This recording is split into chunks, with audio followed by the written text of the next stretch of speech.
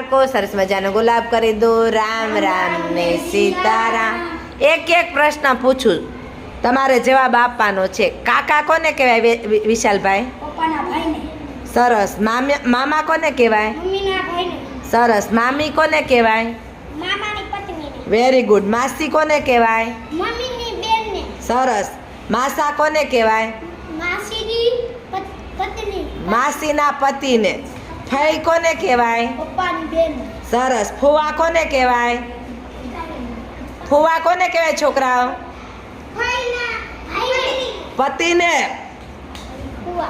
ફુવા. દાદા કોને કહેવાય? ભાઈને. પપ્પાના પપ્પાને દાદા કહેવાય. દાદી કોને કહેવાય? પપ્પાના બાને. હા. અને નાના કોને કહેવાય? નાના કોને કહેવાય? મમ્મીના પપ્પાને. અને નાની કોને કહેવાય? મમ્મીના મમ્મી. Very good.